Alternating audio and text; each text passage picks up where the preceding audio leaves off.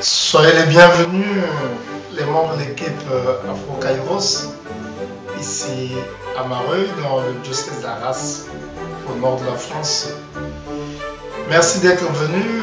Vous aurez l'occasion de voir et de découvrir rapidement quelques coins de la ville d'Arras. Et après, nous aurons l'occasion d'assister à la cérémonie de mon installation comme curé de cette nouvelle paroisse Notre-Dame des Tours, qui prend en compte 15 églises dans le doyenné de l'Artois, le diocèse d'Arras. Et je suis l'abbé Xavier Mbemba-Bissemo. Je suis de nationalité congolaise, Congo-Brazzaville bien entendu. Et à peine une année, je suis arrivé en terre de mission ici en France, comme s'intitule d'ailleurs cette émission aussi, Terre en mission. Et je suis de ceux-là aussi qui sont venus fouler la terre de mission.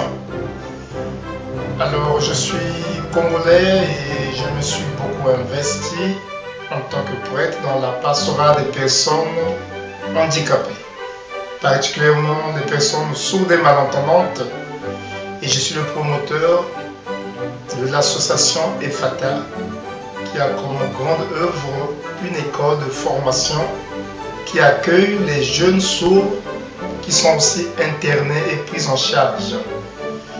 Et voilà, maintenant que je suis en mission en France, j'ai été mis à la tête d'une communauté paroissiale, une grande communauté de 12 300 habitants dans la paroisse Notre-Dame des Tours. Et tout à l'heure, nous allons vivre la cérémonie de mon installation dans cette nouvelle paroisse. Je vous invite à le suivre. Donc ici, nous sommes dans la sacristie de l'église Saint-Jean-Baptiste. La sacristie, c'est le lieu réservé où les prêtres s'apprêtent avant les célébrations. Et vous avez par exemple là, où vous avez des ornements des prêtres. Voilà. La sacristie, étant donné qu'il y a toute une richesse à Arras, je vous invite maintenant qu'on découvre rapidement le presbytère de la résidence des prêtres et puis le marché d'Arras. Nous sommes dans la grande salle taisée de la paroisse Saint-Jean-Baptiste. C'est une salle qui nous aide à recevoir des grandes rencontres. Certaines cérémonies, ce soit des conférences, des grandes réunions, des prières périphériques. La salle taisée, à cause de la croix de Thésée. Le principal du presbytère Saint-Jean-Baptiste, où je suis résident. Et tous les samedis, nous avons un grand marché ici. C'est une église qui est en plein centre-ville. Vous voyez qu'il y a le grand marché qui attire les gens sur Arras tous les samedis. Voilà, que je vous invite à découvrir avec quelques séquences.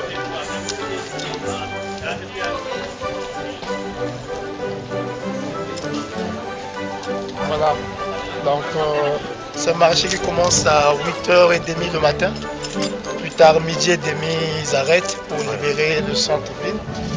Et nous avons donc l'entrée principale de l'église Saint-Jean-Baptiste. Oui, mais pourquoi vous avez choisi Arras et non pas Paris, par exemple? Bon, mais tout d'abord, je dépends d'une hiérarchie qui a pensé m'envoyer dans ce diocèse d'Arras. Donc voilà. Alors, on ne choisit pas sa mission, mais on reçoit une mission. On est mandaté par l'évêque. Je dépends d'un évêque. En ce moment, je suis à la disposition de l'évêque d'Arras, son diocèse. Et c'est dans cette église où j'ai été affecté pour travailler. Et Arras, c'est une grande ville. Ah oui, ça, vous n'allez pas vous en douter. Hein. C'est une grande ville historique, touristique. Vous n'arrivez pas dans le nord de la France, sont arrivés à Arras.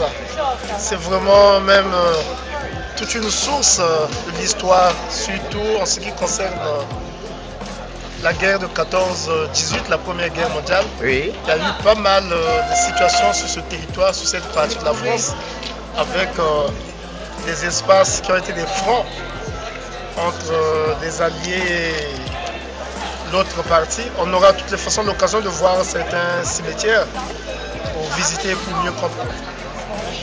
Mais vous venez du Congo-Brazzaville, c'est ça? Oui, je suis congolais, Congo de Brazzaville. Et je suis dans ce travail en tant que prêtre depuis 14 ans. Je suis rentré dans ma 15e année. Et plus au service des personnes sourdes. Je suis un instituteur spécialisé pour des jeunes sourds. Et même en étant ici dans le diocèse d'Arras, j'œuvre aussi pour cette même pastorale des personnes sourdes. Et non loin d'ici, à 5 minutes à pied, vous avez le centre d'éducation des jeunes sourds, qui est la plus grande dans la partie nord de la France, qui venait de fêter au mois de mars le bicentenaire, 200 ans déjà d'existence. C'est un centre qui a formé beaucoup de générations. Et je crois que j'interviendrai là aussi dans le cadre des enseignements les mois à venir. Mais qu'est-ce que vous amenez vers le monde des sourds? Vous aviez un sourd dans votre famille? Vous êtes vous-même sourd ou bien... Non, pas du tout. Je n'ai pas une personne sourde dans ma famille. C'est tout simplement une sensibilité, une attention. Je me suis rendu compte qu'il y a des catégories sociales qui ne bénéficient pas de beaucoup d'attention. Et de par mon statut en tant que prêtre, j'avais déjà pressenti, en étant encore en formation moi-même, séminariste, que même les personnes sourdes n'étaient pas totalement prises en compte par l'Église et dans l'Église. Donc c'est comme ça que j'avais demandé déjà à l'époque à mes supérieurs de me spécialiser uniquement pour ce ministère. Donc ce que j'ai fait, j'ai été formé à l'ECEDA à Yaoundé au Cameroun. Une fois terminé mes études, je suis rentré au Congo, où j'ai été encore affecté à l'Institut Jeunes Sourds comme enseignant. J'ai fait mon cursus et de là que j'ai eu même l'idée de mettre en place le centre EFATA, qui est devenu la grande association EFATA, qui aujourd'hui au Congo a l'école et l'internat des jeunes sourds qui sont pris en charge. Ah, donc vous êtes fondateur d'une association? Oui, fondateur et directeur encore jusque-là, parce que l'expérience date déjà de 14 ans. C'est depuis le 16 octobre 2004 que nous avons lancé l'expérience du centre EFATA. Au début, c'était pour pallier au problème des jeunes sourds qui vivent dans d'autres départements où il n'y a pas de structure éducative et qui ne pouvaient pas être scolarisés. Parce que l'unique école qui était à Brazzaville n'avait pas d'internat pour héberger les enfants en provenance d'autres départements, d'autres régions. Finalement, j'ai eu l'intuition de mettre en place une structure d'accueil où il y aura des pensionnats, des élèves hébergés pour qu'ils suivent les cours facilement. C'est comme ça que l'idée du centre EFATA est née. Donc voilà, aujourd'hui, on a l'occasion de vous le dire, c'est l'unique école de sourds que nous avons au Congo qui a un internat en même temps. Donc là, vous allez après nous faire visiter le centre-ville de Arras, c'est ça? Oui, et vous voyez que nous sommes en plein centre-ville, c'est là où je vis. Vous avez des magasins à gauche et à droite, voilà. Et c'est un jour très animé, le jour de samedi, parce que Arras attire tout le monde. Et surtout, c'est un bon moment que vous êtes arrivé, un moment d'été, hein, où on a la joie de bénéficier de ce soleil, n'est-ce pas? Voilà. C'est très important tout cela, oui. Voilà. Nous avons des magasins sur Arras. Les populations viennent pour faire des achats, pour voilà, faire tout cela. Salut mon frère. Ah, mais une présence noire ici, elle est très importante. Il y a beaucoup de noirs ici. Hein? Pas trop. Bon. De temps en temps, je croise les uns les autres. Oui, il y a au moins une présence, mais certainement c'est aussi lié. Ce n'est pas comme les grandes métropoles comme Paris ou Lille. Hein. Il y a vraiment, ne pas dire un encombrement comme d'autres races, c'est pas raciste ce que je dis, mais c'est tout simplement aussi les gens qui peuvent avoir des préjugés sur certains coins du pays. Il est pas mal d'entendre, par exemple, sans défendre cela, que la partie nord n'est pas accueillante. La partie nord de la France, bien sûr. Justement. C'est pas du tout cela. Enfin, par rapport à mon expérience, c'est la première fois que je viens dans la partie nord de la France pour venir y travailler. J'ai été régulièrement dans la région parisienne, dans la région alsacienne. Mais ce que j'avais appris du nord de la France vis-à-vis des étrangers qui arrivent, c'est pas l'expérience que je fais. Non, en fait, il n'y a pas de racisme. Non, pas du tout. Je peux me permettre de de démentir cela. Hein, on est très accueillant ici, très hospitalier. Je suis très à l'aise. Je n'ai jamais croisé un Africain, un étranger qui se plaint de l'accueil ici. Les gens sont très sensibles, très attentifs. Ils agissent avec tout leur cœur. Peut-être pas de la même manière que dans d'autres coins de la France où les gens ignorent peut-être ce qu'ils ont et ce qu'ils font. Donc j'apprécie beaucoup surtout la ville d'Arras qui est dans le nord de la France. C'est une ville hospitalière très riche en histoire et puis nous avons pratiquement toutes les structures dans ce centre-ville. Vous avez même la Banque de France à côté, la Poste, tout ce dont on a besoin. On a même un centre commercial ici, à Arras. Vous voyez comment les gens sont toujours attirés. C'est très beau de venir à Arras, mais je vous félicite Afro-Kairos d'avoir pensé à débarquer ici à Arras. C'est très important qu'on fait. C'est une belle ville, hein. N'est-ce pas, mon frère? Arras, voilà. Ah, moi, je ne demande pas que. Vous êtes d'Arras? Vous êtes d'Arras? Ah. Et qu'est-ce qu'il y a de spécial? Qu'est-ce qu'il y a de spécial dans cette ville, Arras? Il faut aller voir le beffroi qui est pas très loin. Ensuite, vous avez les places, c'est dans la grande place des héros. Arras, c'est une ville très touristique. Hein. Les séjours de marché. Cette année, pour info, on a terminé 5e des plus beaux marchés.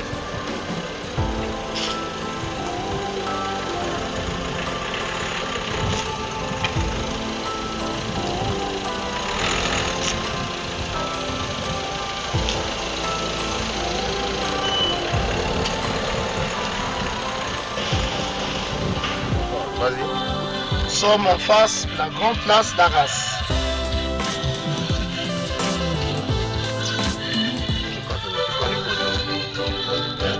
La conduite est 15, c'est quoi cette explication?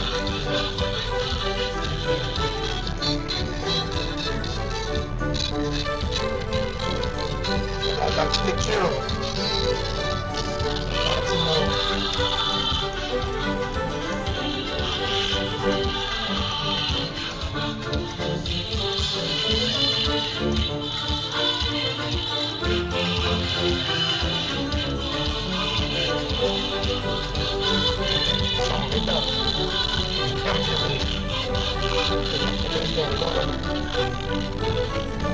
De cette partie, c'est un parking en bas. Il y a un parking il y a un parking.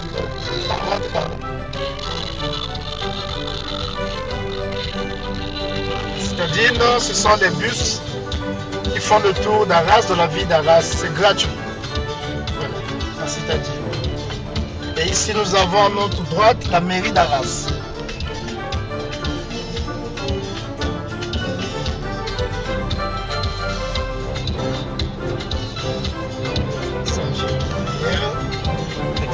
Demain matin, c'est derrière la mairie.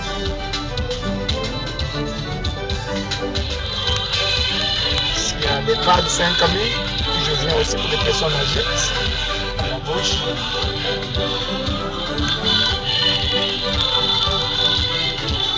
Et le grand bâtiment imposant, c'est la cathédrale d'Arras. C'est là qui est en face de nous? C'est le bâtiment, c'est la cathédrale d'Arras. C'est l'ancienne abbaye.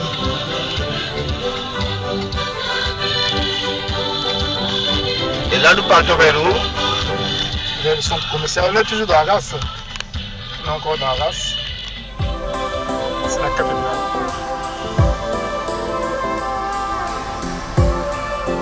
Le diocèse d'Arras a 2 cathédrales. C'est un diocèse fusionné. 3 diocèses fusionnés. Saint-Omer. Voilà. Ces bus, ce sont des bus qui vont à Paris? Non, le ramassage des élèves.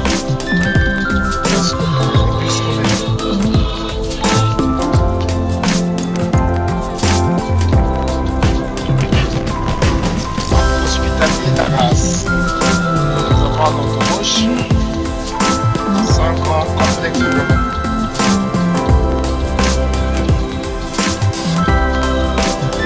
Je fais du stage. Tu vas faire le stage? Je fais le stage là-bas. C'est un coréen.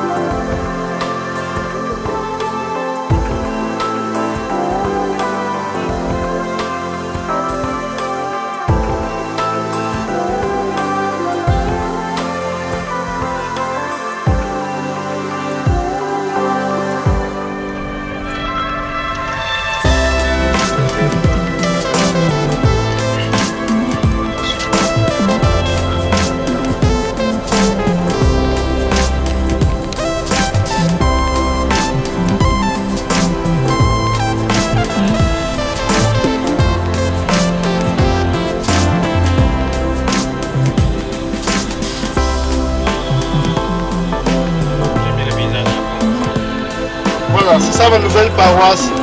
Toute cette zone que vous voyez déjà là-bas. C'est pas loin. Et comment ça s'appelle? C'est la paroisse Notre-Dame de Tours qui a 15 clochers, 15 églises. Donc de part et d'autre, donc ça c'est la nationale. De part et d'autre, il y a la moitié des églises sur les 15.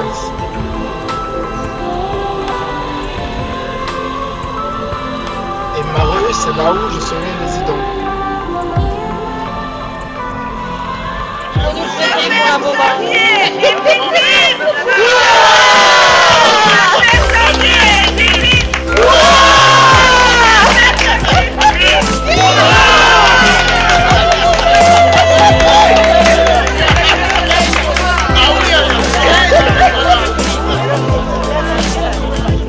Il doit avoir soif, oui, c'est